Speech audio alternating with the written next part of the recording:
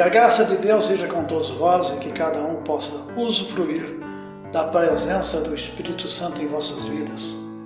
Meus irmãos, que Deus abençoe cada um que me ouve e que este dia seja abençoado a todos vocês, nos seus projetos, na sua presença com Deus, porque talvez muitos tenham dificuldades para entender Deus pela sua presença, pelo seu amor,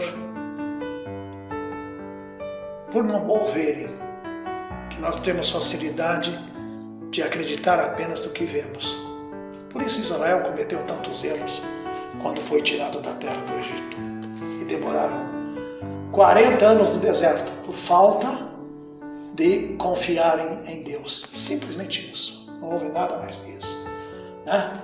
E criaram os seus próprios deuses, chegando ao ponto de serem punidos e morrerem todos no deserto. Meus queridos, a palavra de Deus para hoje nós encontramos em Mateus capítulo 4, 19 e 20, onde diz: E disse-lhes, isto é, Jesus, vinde após mim e eu vos farei pescadores de homens. Então eles deixaram imediatamente as redes e o seguiram. Muito bem, para o tema de hoje, eu tenho que chamar de vinde após mim.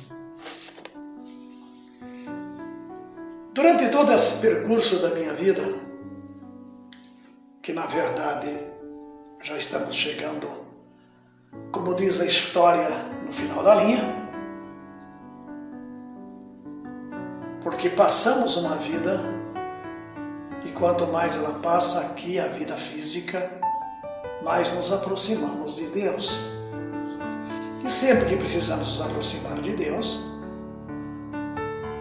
a natureza se encarrega de fazer o seu trabalho para justificar os meios. Muito bem, mas nós somos chamados pelo Senhor para alguma coisa, para alguma tarefa. Somos, na verdade, convidados a seguir a Jesus Cristo. É interessante, Jesus sempre fez convites na sua palavra. Sempre fez convites. Vinde após mim e eu vos farei pescadores de homens. Vinde a mim, todos vós estáis cansados e oprimidos, e eu vos aliviarei. Aquele que vier a mim, de maneira nenhuma o lançarei fora.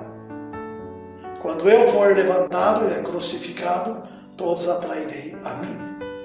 Então o Senhor faz uma série de convites a todos nós, a mim e a você. Temos algumas dificuldades, para acreditar na grande graça poderosa do Senhor em nossas vidas.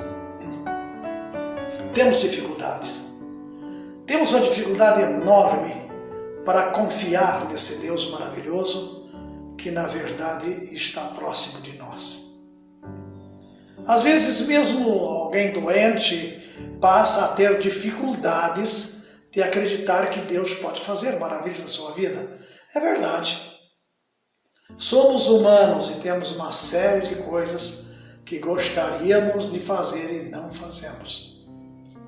Uma série de coisas que gostaríamos de tomar parte com Deus, mas a nossa fé torna-se tão pequena que nos afasta mais de Deus do que na verdade nos aproxima.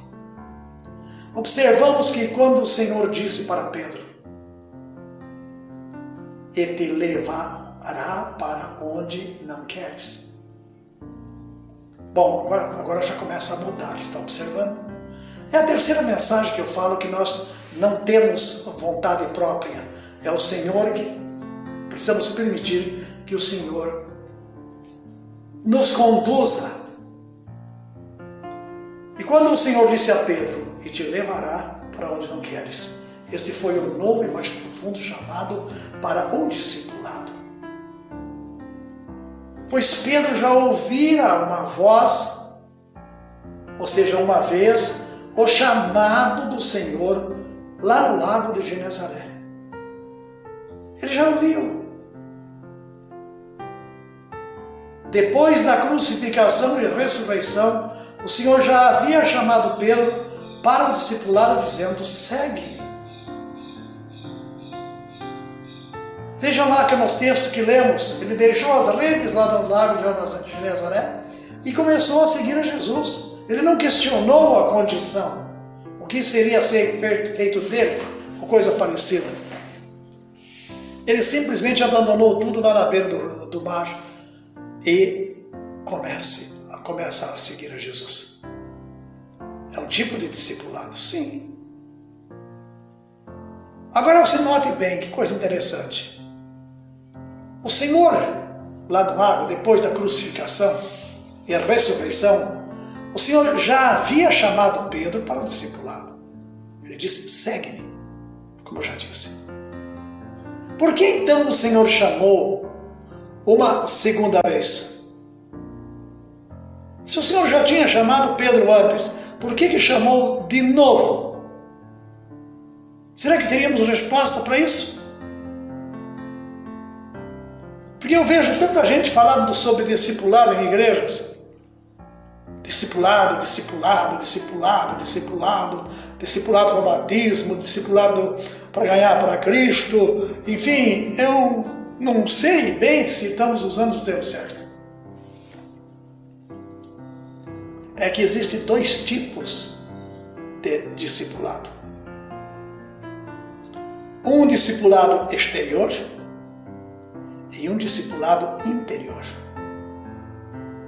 O discipulado exterior não tem como consequência a renovação do coração, de modo que a pessoa em questão não alcança uma vida frutífera e vitoriosa. Isso estou dizendo espiritualmente.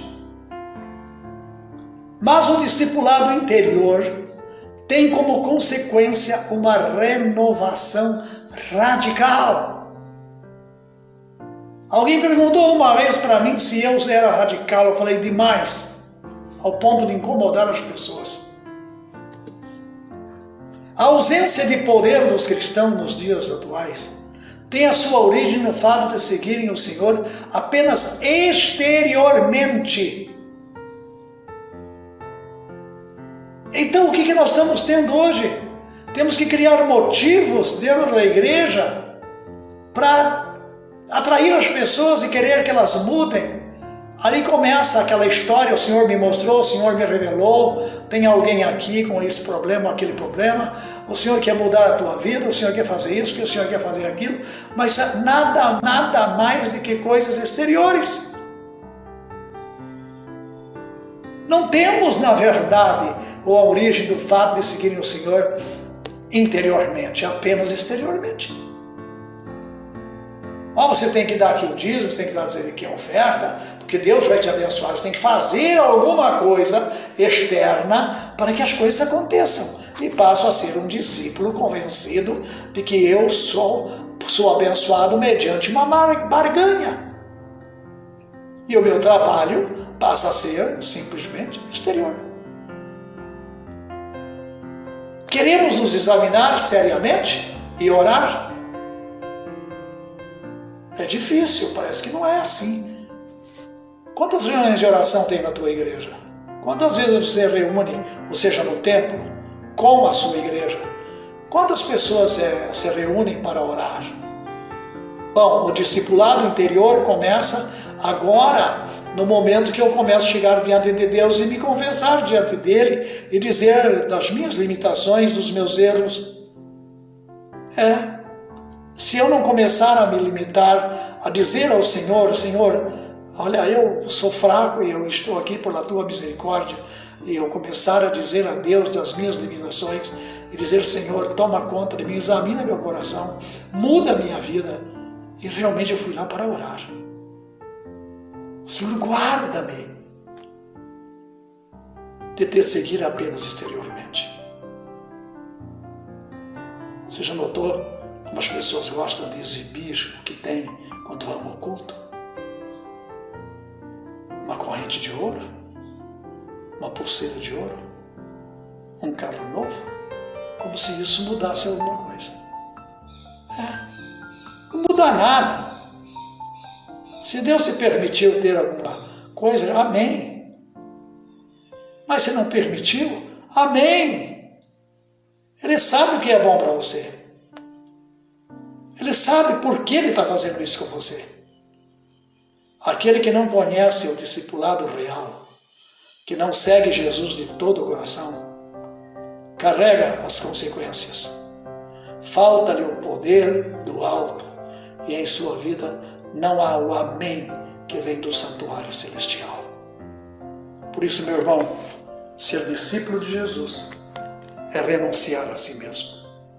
Ser discípulo de Jesus é dispensar aquilo que eu mais amo, materialmente falando. Ser discípulo de Jesus é não fazer a vontade da minha carne, nem saciar os meus desejos humanos que podem me levar para o abismo. Por isso, volte-se para o Senhor Jesus Cristo. Busque o poder do alto e possa estar no seu santuário dizendo amém. Que Deus o abençoe, tenha um bom dia e pense nisto.